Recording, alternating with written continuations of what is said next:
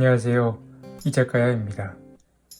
오늘부터 함께 읽어볼 책은 사랑하라, 하고 싶은 일을 하라 라는 책입니다.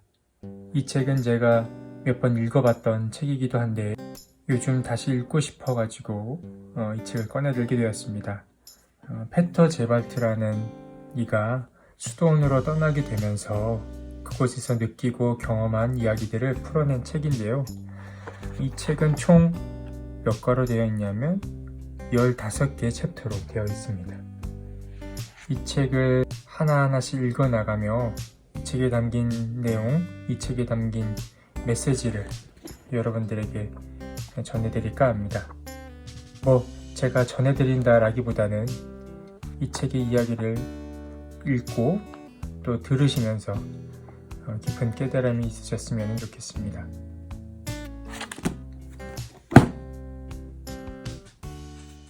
자, 그럼 들어가는 이야기부터 한번 읽어드리도록 하겠습니다.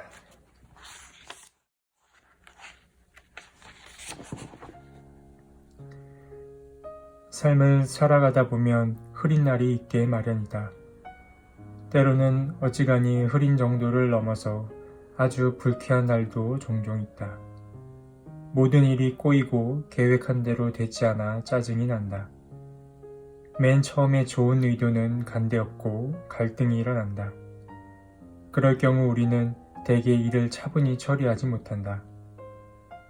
수도자들을 만나는 여행을 떠나면서 나는 비행기 출발 시간을 되돌아올 때의 출발 시간과 혼동하는 바람에 공항 터미널에 3시간이나 일찍 도착했다. 오는 사람, 가는 사람, 창고에 서 있거나 탑승권을 보여주는 사람, 자기 이름이 호명되기를 기다리는 사람들로 공항 안은 북적거렸다. 그러다 어느 순간 그 넓은 홀이 갑자기 한산해졌다. 나는 의자에 웅크리고 앉아 막 이륙하려는 비행기와 승객들을 쳐다보면서 이런저런 생각에 잠겼다. 왜 사람들은 여행을 하면 전혀 다른 존재로 변하는 걸까? 공항은 왜 이토록 차가운 느낌일까? 뒤이어 아주 근본적인 질문이 떠올랐다. 도대체 세상은 왜 이토록 많이 달라졌을까? 이제 우리의 삶은 원래의 신비한 힘을 잃어버린 걸까? 수년 전 나는 신문에서 사진 한 장을 오려 책상 옆에 붙여놓았다. 지금은 누렇게 마른 그 사진에는 수염이 덥수룩한 노인들이 탁자 하나를 중심으로 모여 서 있는 모습이 담겨 있다. 그들은 몸을 구부려 어떤 책을 읽는 중이었는데 그 책에 대해 토론하면서 옛 말씀으로부터 지혜를 얻고자 했던 것이다. 그 사진은 19세기에서 20세기로 넘어가는 시기에 찍은 것이었다. 내가 여행을 떠난 곳은 바로 그 지혜로운 사람들이 사는 장소였다.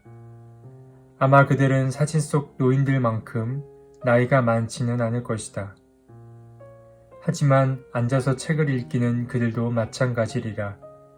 지금으로부터 1500년 전 몬테 카시노 수도원에서 신비로운 가르침이 집필되었다.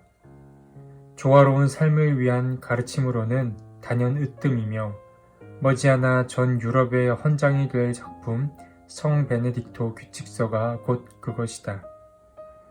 세상의 위대한 전통들 중 많은 부분이 점점 미쳐가고 있다. 몬테 카시노 수도원으로 떠나기로 결심한 나 역시 수도자들에 대해 아는 바가 거의 없었다. 그들이 지닌 비밀에 대해서는 더더욱 문외한이었다. 우리는 그들의 무지하다. 그들의 겸손과 인식이 어느 단계에 있는지 알지 못한다. 저 위대한 스승들이 이 세상에 숨겨진 법칙에 있어 얼마나 높은 수준의 깨달음에 이르렀는지 우리는 알지 못한다. 그들에게 내가 관심을 갖게 된 동기 또한 매우 세속적인 것이었다. 나는 그저 삶이 지독하게 권태로웠던 것이다.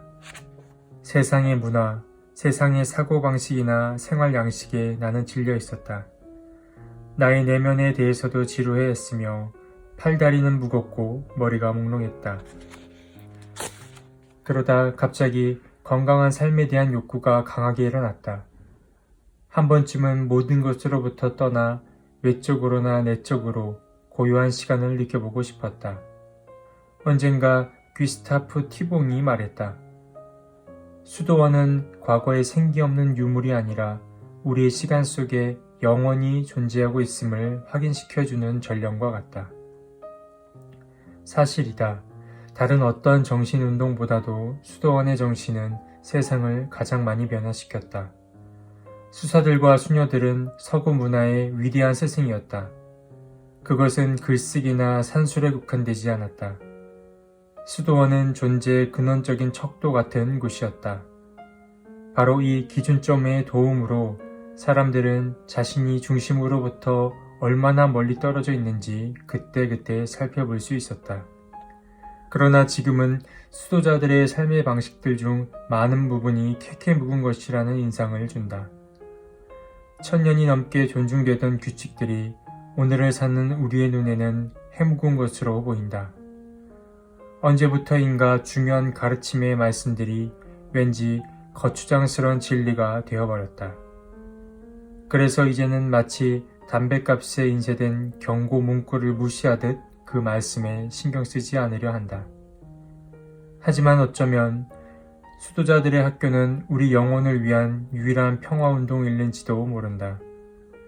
산처럼 쌓인 우리의 걱정을 비워버리고 정신적 빈곤에 맞서 에너지의 그물망을 형성할 수 있는 가능성, 제대로 보고 듣고 행동하고 사랑하기 위한 구체적인 실천 말이다.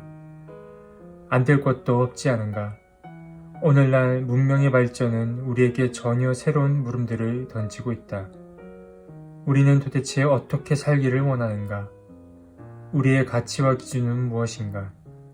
우리의 건강, 우리의 우정을 어떻게 해야 유지할 수 있는가? 우리의 아이들은 어떻게 키워야 하는가? 우리는 어디에 골몰하는가? 그것은 우리의 삶과 밀접한 문제들이 아닌가? 예를 들면 우리의 환경을 되살리는 것, 점점 심각해지는 소음 공해를 억제하는 것, 우리를 망가뜨리는 삶의 속도를 줄이는 것 등이 모두 그런 일이 아닌가? 더 나은 관계, 특히 우리보다 더 높고 더 넓은 차원, 더 큰 사랑의 차원으로 관계를 개선하는 일도 거기에 포함된다. 그리고 우리가 하는 역할 속에서도 항상 새로운 균형이 필요하다.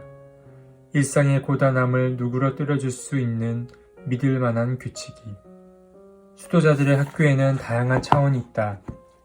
나는 그중 몇 군데만을 찾아갔으며 누르시아의 베네딕토가 영적인 기술 도구라 불렀던 가르침, 지금은 잊힌 그 가르침을 특히 세상 사람들에게 소개하고 싶었다. 어떤 측면들은 제대로 살펴보지 못했고 또 어떤 부분은 한정된 시간 때문에 충분히 이해하지 못했다. 하지만 일단 시작은 한 셈이다. 우리가 여행의 목적지로 곧잘 선호하는 별의별 희한한 지명보다 더 낯선 느낌이 드는 세계로 이제 막 첫발을 내디딘 것이다. 내가 머물렀던 수도원의 바실리카 양식 경당에서는 이따금씩 웅장한 오르간 소리가 울려 퍼졌다. 운이 좋으면 수도자들의 장엄한 합창, 주님 저희를 불쌍히 여기소서를 들을 수 있었다. 나는 너무나도 지배적이고 압류하는 주류 사회의 사슬을 끊어버리는 그들의 생활 방식과 사고 방식이 좋았다. 아주 단순한 것들만 가지고도 잘 살아가는 그들의 모습이 좋았다. 수도자들 가운데 항상 성자만 있는 것은 아니겠지만 나는 그들의 밝음과 베네딕토 수도원 특유의 평정이 좋았다. 내가 만난 많은 사람들, 특히 이탈리아 남부의 몬테카시노 수도원, 뮌헨의 프란치스코의 소속 성 안나 수도원, 오보팔치의 플랑크 슈테텐 대수도원에서 만난 분들 모두에게 감사한다. 또한 오랜 대화를 통해 나에게 가르침에 대한 기본적인 이해를 심어주고 그로써 수도자들의 학교를 찾아갈 계기를 마련해준 교황 베네딕토 16세기에 감사드린다. 이 책에서 펼쳐지는 장면들은 실제로는 다양한 수도원에서 있었던 일이다. 하지만 나는 그 다양한 경험들 전부가 수도원 정신의 본산이라 할 수 있는 몬테카시노 수도원에서 일어난 일인 것처럼 기록했다.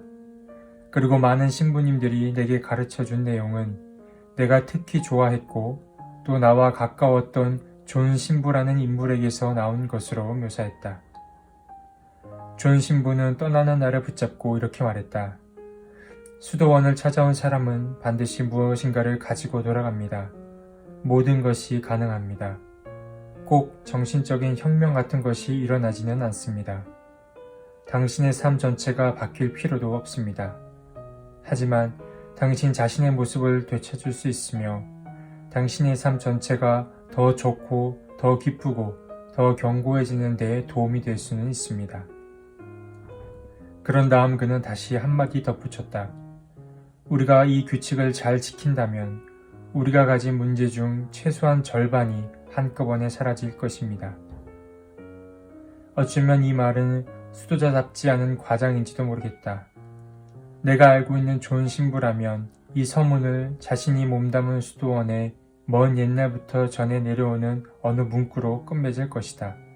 성 베네딕토가 한 말이다.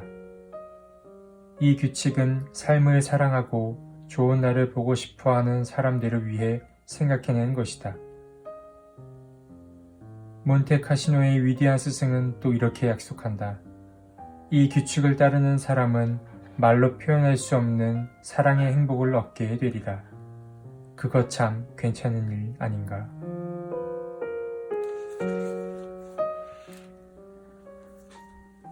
코로나가 유행하기 시작하면서 집에 있는 시간들이 늘었는데 책도 잘 손에 잡히지 않고 영화나 예능이나 이런 것들도 보는 것도 지루해지고 있어서 혼자 무엇을 하면 좋을까 고민하다가 직접 책을 읽어가는 게 더 좋겠다라는 생각이 들었고 무엇보다 누군가 이 책에 도움을 필요로 하는 사람에게 함께 나눠줄 수 있다면 더 좋지 않을까 싶어서 오늘 이렇게 페터제발트의 책을 읽게 되었습니다. 오늘을 시작으로 15개의 챕터를 순차적으로 읽어 나갈 예정인데 여러분들도 이 한 권의 책이 여러분들의 삶과 일상과 또는 신앙생활에 있어서 좋은 길잡이가 되었으면 좋겠습니다. 그럼 다음 시간에 만나겠습니다.